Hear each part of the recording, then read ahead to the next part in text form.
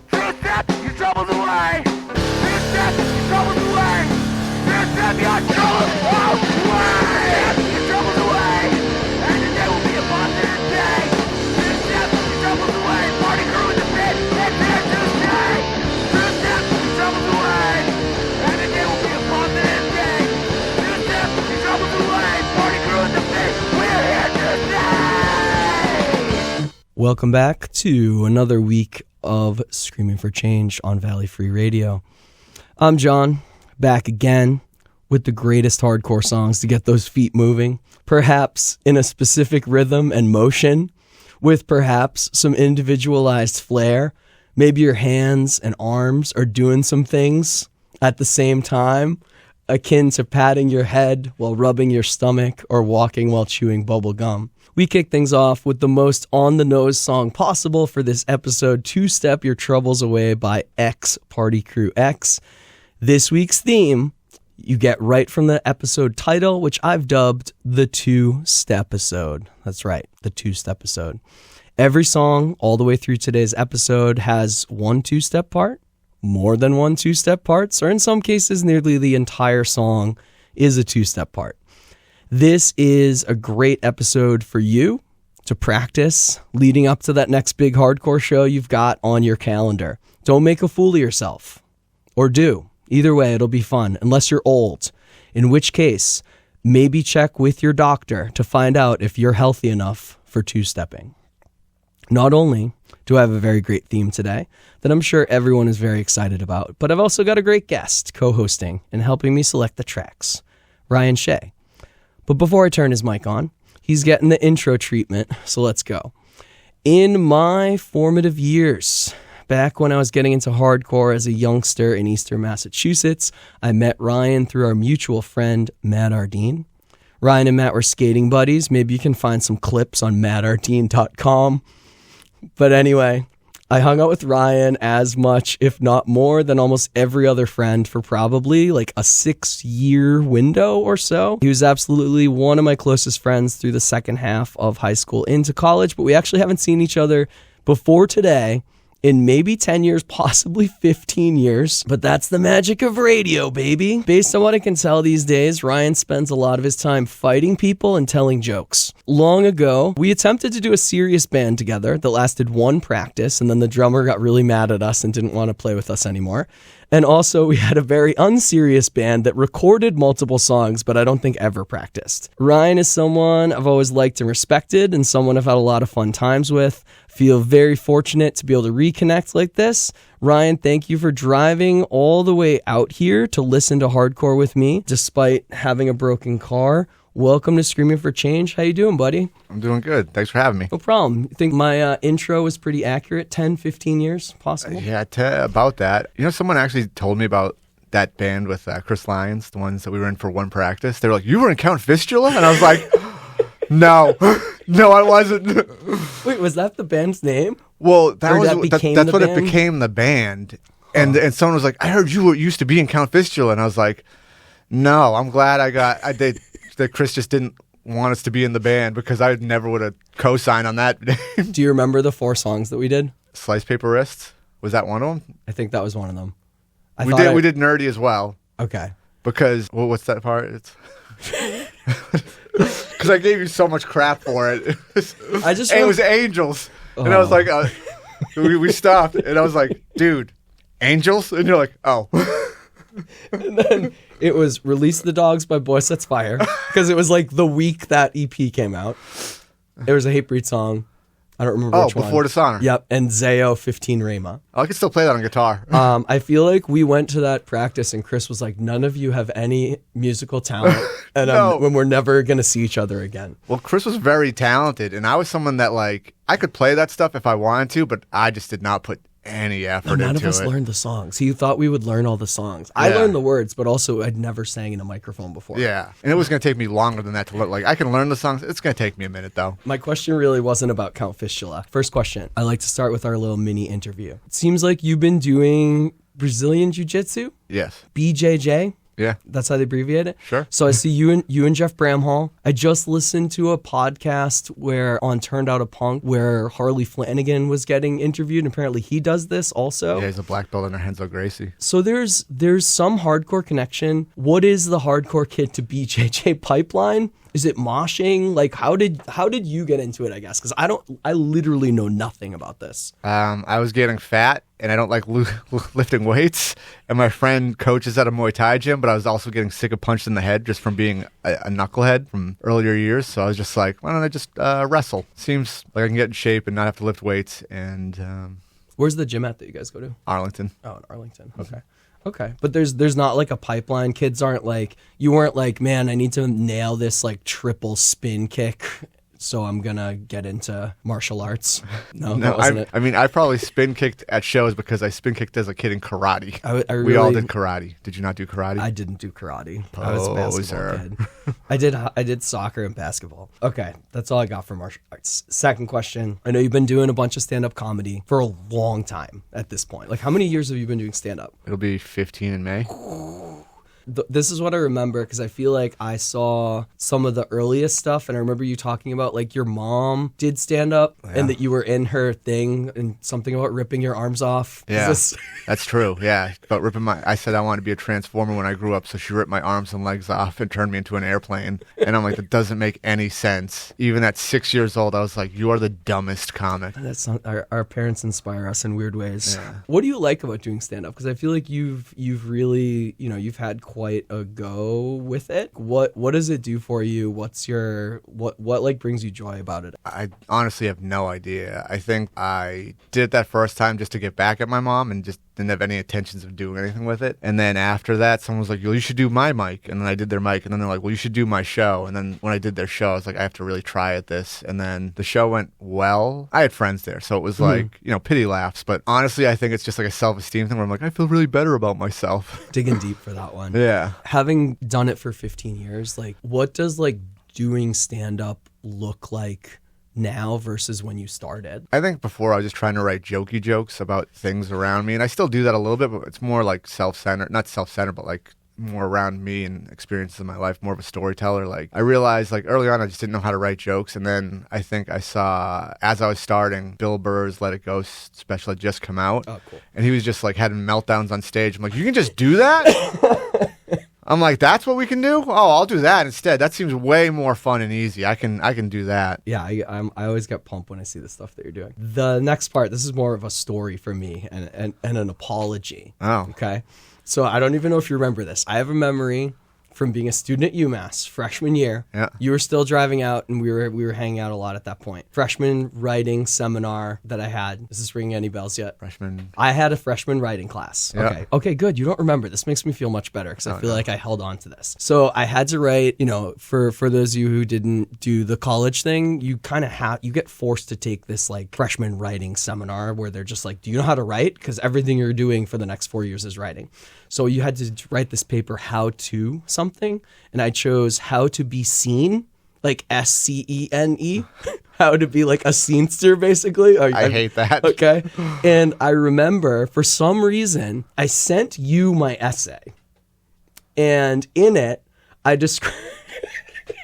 described some of your tattoos as being the type of tattoos a scenester would get. And I just remember you being so bummed out about it. And I literally still feel bad about it. So I want to go on the record, say I'm sorry. And also I'm sorry to whoever that graduate student TA that had to read that, because it was actual atrocity. So you don't remember this at all? No. Oh, thank God. Should I apologize to you about the biohazard record I threw out of yours? What? Don't you remember we were in your room and we were just sitting there and you're like, I don't know if I want these records. And you had this biohazard record and I'm like, biohazard stinks. And I threw it in the trash and you're like, dude. It's funny because years later I met this dude, Mike Costa, and he showed me the ways of how awesome they are. That being said, it's their first record and their first record only. Even Urban Discipline is questionable. So like I wasn't totally wrong. I still love Urban Discipline. Last two questions. These are the hardcore related question. One, obviously there's a lot of youngsters, like kids who were born when we were going to shows, who are at shows now. Do you feel like there's any bands that kind of got lost to the sands of time that you think should be more popular or more better remembered that aren't? Yeah, Stay Gold. Okay. I think Pills and Advice is one of the best records ever. And even the EP before that is just great. I think Internal Affairs, I think it's still very relevant. Yeah. But like not as old or like forgotten about. But still, I feel like there's not... That band has not missed. Yeah. They're Michael Bolton, like celebrate the whole catalog level. You know what I mean? Like you guys didn't write a bad song, and they have a lot. Yeah. I mean, they're 37 seconds long, but it's a lot, and they're bangers. They got the discography treatment from some label. It was kind of recent, I think. Did they? I think so. I think I missed it. I saw a merch drop, and I made sure I got some of that. I feel like mine is like The Promise and The Suicide File. Suicide File. I think Suicide File has always gotten their flowers. Maybe not. I don't feel like young kids aren't listening to stuff that doesn't sound like I feel like the Suicide File is too punk for like the modern sound. You just show them a video of I Hate You and you'll just get it. It's so good. Yeah. It's so good. When's the last time you two-stepped at a hardcore show? Dude, I don't know. I literally couldn't even answer that. You were like, you won't have to think about this one. I absolutely have to think about this one. I couldn't even tell you. It was probably at Club Lido. Okay. That sounds about right. Mm-hmm. Might have been Paint It Black. Okay. So it was like 2006, maybe? No. It was after that. It's got to be after that. Maybe it was the Cro-Mags when they played. Oh, okay. There was a Have Heart show there, too. I went to the first American Nightmare reunion. That was at Lido. Yeah. So it might have been that. For me, what about not at a show? Not at a show? When was the last time you two-stepped at your house? I think I only exclusively two-stepped at your house in your basement. There was a lot of practice going on back then. Yeah. Rory was not happy about it. Oh, Rory, I think he was just mad. Rory, you never really learned how to two-step. I think that's what it comes down to. And Ryan and I were just so strong that it was intimidating. Yeah. We chatted on this episode trying to figure out what we were going to do for a theme. You came up with two-step. Why? Why was this the idea? I feel like you came up with it immediately, too. I just think two-stepping is hilarious. And because like you can say moshing to anyone, and it doesn't matter who you are as a person, to some extent, even if it's like a push pit, or you're just like, oh yeah, people are going crazy to Metallica, they understand it. Mm-hmm. If you say two-stepping, they're probably thinking like line dancing or something like that. Right. And it's just such an awkward thing when you think about it, because it's like, here's a part in the song, and by the way, we're all about to do the same exact thing, like a choreographed dance. Like at the end of She's All That, I'm not even joking. But some of us will look super cool, and some of us will look super not cool. Yeah. Will any of us look cool? Jay Haas. Haas will look cool. Yeah, for sure. So we've got a bunch of tracks. We're gonna play a few songs. We started with Party Crew, which we were talking about before we were recording. That I don't know anything about this band, and neither does the internet. So if anybody knows about X Party Crew X, send me a message, because this song I found it on an old hard drive. We both agreed that this needed to be the first song that we played, and it's absurd. I feel like I should post the MP3 in my folder so everybody can have Everyone this. should own that song. Everybody should definitely have it. We're gonna go into a few songs now. First one was one of my first picks. This is Youth of Today from Can't Close My Eyes, and the song is called Youth Crew.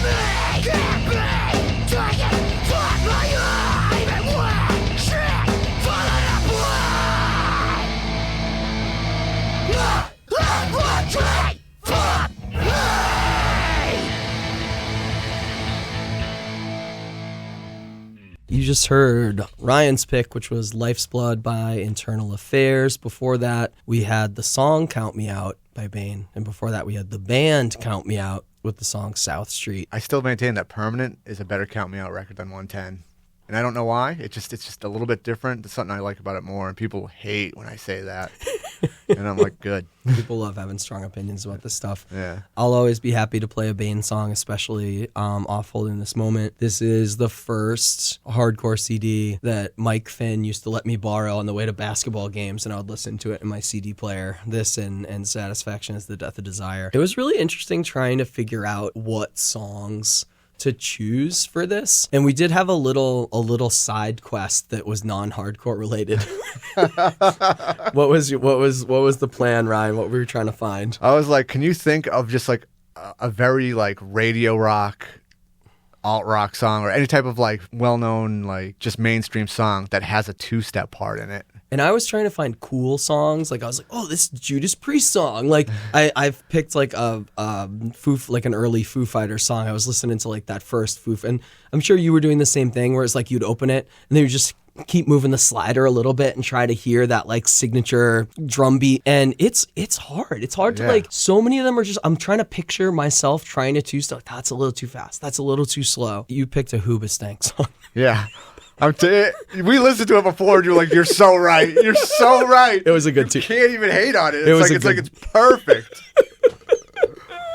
It was a good two-step part. All right, we're gonna keep rolling here. I'm gonna put together a few tracks that are kind of similar era. This band, I feel like I called them overhyped on a previous episode, which I feel bad about because they're awesome. American Nightmare. Oh, they were a hype band probably back then. Yeah, they on background music, almost at least half of the songs have incredible two-step parts, so I had to really narrow it down. I wound up going with God Save the Queen. You can be the judge here. We're gonna roll through like 5 more tracks right now, all from early 2000s. Again, this is American Nightmare with God Save the Queen.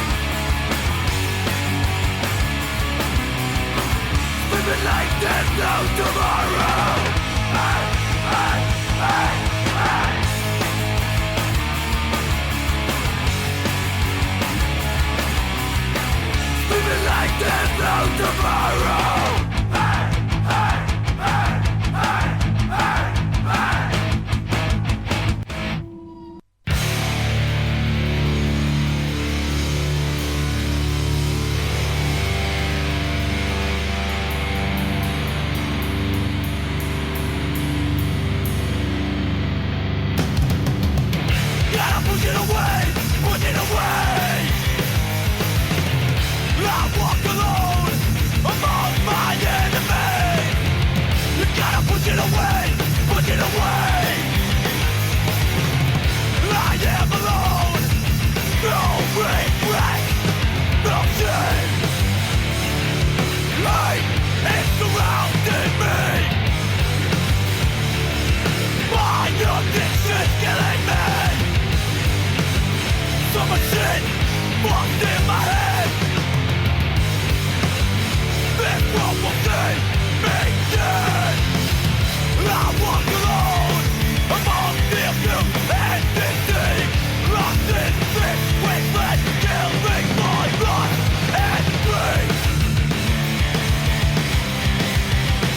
gotta push it away.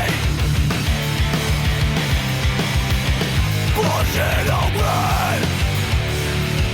Hey, it's surrounding me. My addiction's killing me. So much shit forced in my head. This world will see me die.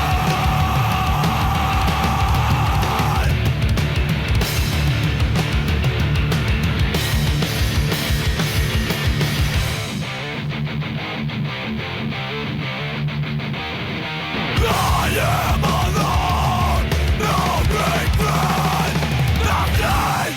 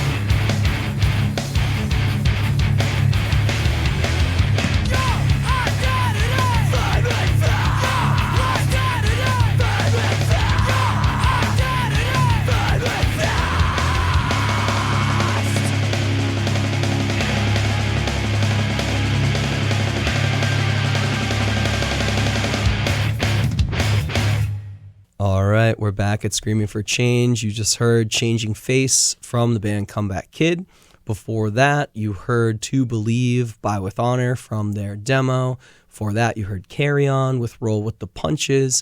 And we started that block off with Terror, Push It Away. We were saying while we were listening how impressive Terror is. Just not missing. Just 10 out of 10. They just keep doing it. I don't know what the first time they came to the East Coast was, but it might have, when the Met Cafe show, was it that show? No, it was before that? It was the, you weren't there. Okay. It was 18 Visions Throwdown, because that's when you were like, get me that EP. Yep. And they didn't have it. And so I got you the full length, because the guy was like, get this one instead. And I'm like, okay. Yeah. And I was like, I'll keep it if you don't want it. And you're like, I'll take it. And I'm like, cool. But they played that show. Yeah, I definitely got a concussion. We were just talking about Mike Poulin. I definitely got a concussion at the Met Cafe show because on the drive home, I was driving and we were like, I landed on my head. Like I stage dove, my arms got stuck on my sides and just went straight down, you know? And it was, I have the flyer somewhere, but I think it might have been like Shea, Halud, Terror, and Bane, or was it Most Precious Blood? Most Precious Blood. Bane, Terror, and The Takeover. Yeah, that sounds right. Yeah. But I just remember driving home and turning left on red, and my friends being, "What are you doing?" And I was like, "It's left on red." But that was how I knew I had a concussion.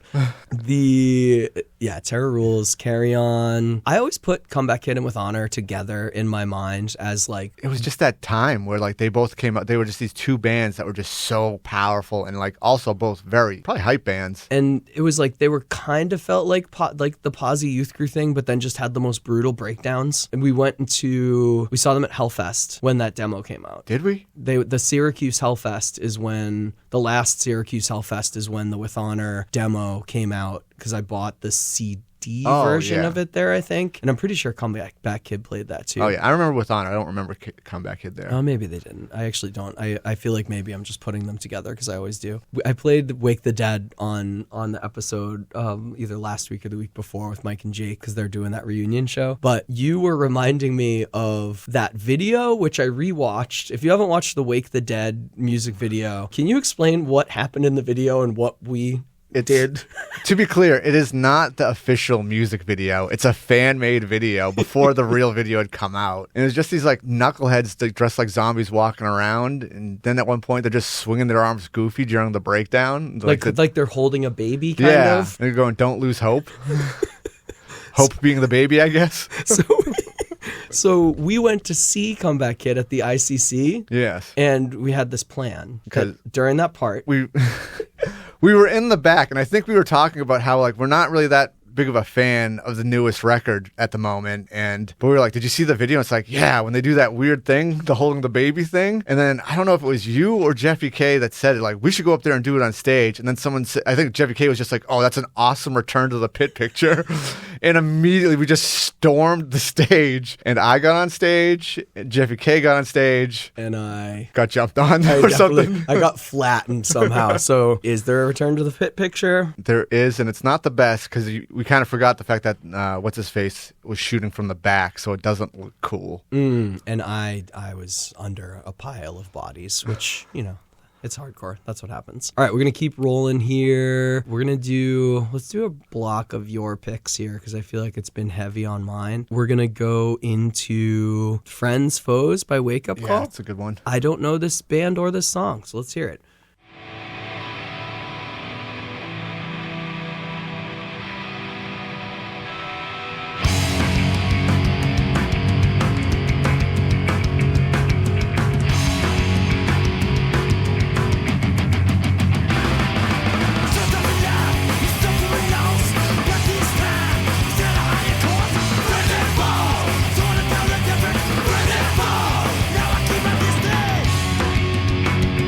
Now I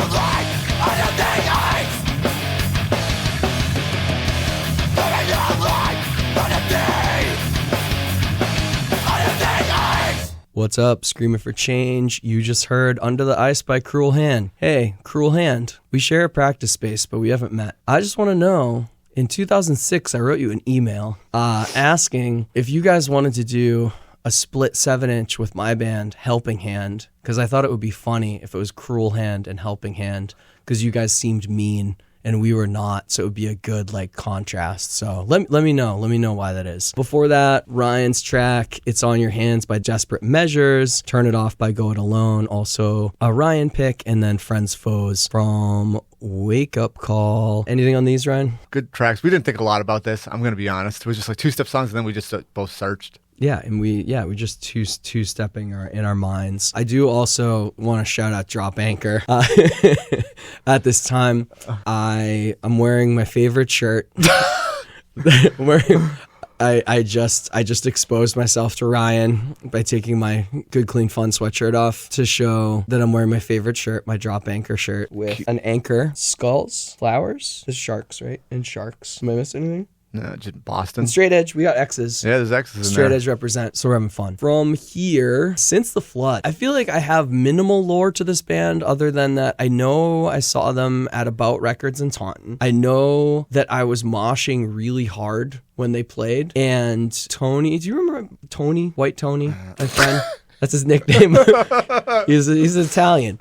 Anyway, he's my college roommate senior year and my good buddy. He's coming in to spin some records on the show pretty soon. Shout out to his wife's show, Open Fields, on Wednesday night, 6 to 7. But anyway, I was moshing really hard, and Tony and his buddy Hoffman were friends with Folly. Oh. And Folly played that show, I think. I think it was Folly and Since the Flood, unless I'm mixing up two shows. I don't know, because I don't think I've ever seen Folly. No, I've seen them a couple times. Well, whatever. I'll just tell the story since I started. Whether it was at the Since the Flood show or Folly show, or those are the same thing. I was just spin kicking, the triple, windmill to 3 spin kicks in a row, and I was getting close to the edge. And I never really hit people. If I'm near somebody, I slow down and don't smash them because I'm a good person. And so I was kicking, and I'm a flexible dude, and I very much could kick over your head. And I was kicking so hard, and then I decelerated, and then my leg just softly touched Tony, who had just played opening for Folly. He plays banjo or fiddle. He was playing banjo. Hoffman was playing fiddle. And then we met that week, and he was are you the dude who almost kicked me? And that's how we became friends. So ridiculous. You got anything on this band? I like this band a lot. And I feel like it holds up somehow, because I feel like in my mind, I'm like, oh, that band's a corny mosh band, which might not be totally wrong, but they're fun. They're super fun. Yeah. This is the song that I told you. This is one where I was just two-stepping, and I realized that everyone else was two-stepping, which is normal, but I realized that we all started on the same foot, and it was just zero individuality at this hardcore show at all, and it just felt so bad. You gotta fall in line. You gotta fall. This is hardcore. We fall in line here. I'm gonna shout him out because this is the third time I've shouted this person out. Tommy Ramaki from Wakefield, Massachusetts, who played in Since the Flood for a European tour, and is my friend from New Hampshire. What up, Tommy? You're never gonna hear this, but one of his friends might, and tell him, and then that will be funny. We didn't pick what we're gonna play. Oh no, we got Since the Flood. We didn't play it yet, so we're gonna go into Since the Flood, and then we'll hit a few more songs. Valor and Vengeance is the record. The song is called These Scars.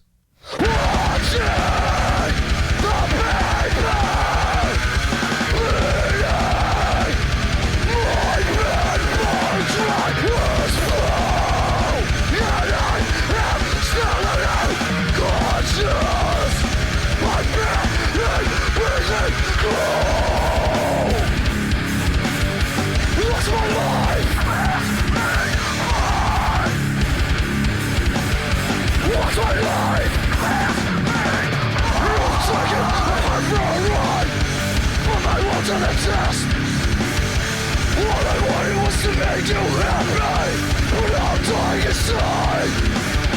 If I had to paint a picture of my life, it would be your face against the sunlight. You walk larger than life to me, and I hope we share one destiny.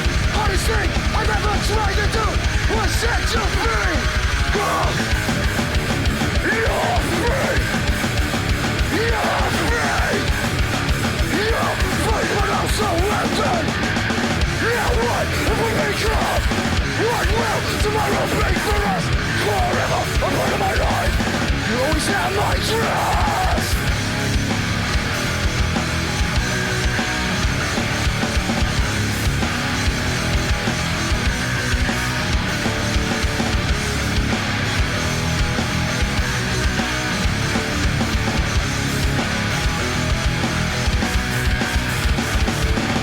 Look away for yourself now.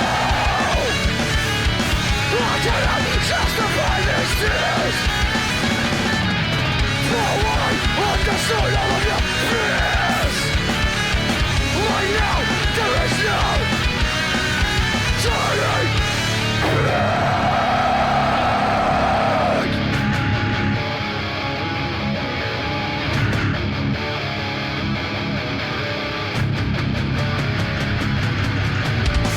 Every time I try to live with everything I am to give, something's always in my way. What's left for me?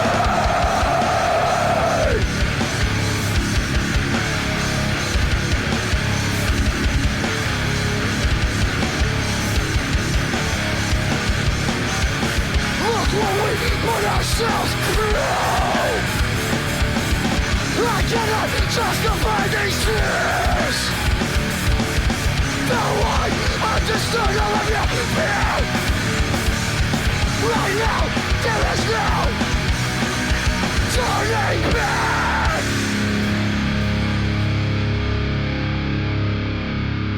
We're almost at the end. Screaming for Change. It's Monday night. We're almost at 11 o'clock. We're going to end with the Mosh Directions song. This is the one that has the music video, right? Yeah, it's one with all the moves, the pizza guy and everything. The pizza guy and all. So if you want to learn how to mosh, we're putting this out here for you to close the set. Step Down by Sick of It All off of Scratch the Surface. Ryan, if I picture you in my mind, you're wearing the Sick of It All dragon hoodie. Yeah. Do you still have that hoodie? That thing is so gross and gone. I believe it because you wore it. Not like your brand new drop anchor shirt. No, my drop anchor shirt is well worn. So thank you for driving out to hang out and listen to hardcore songs with two-step parts. Well, thanks for having me. Really appreciate it.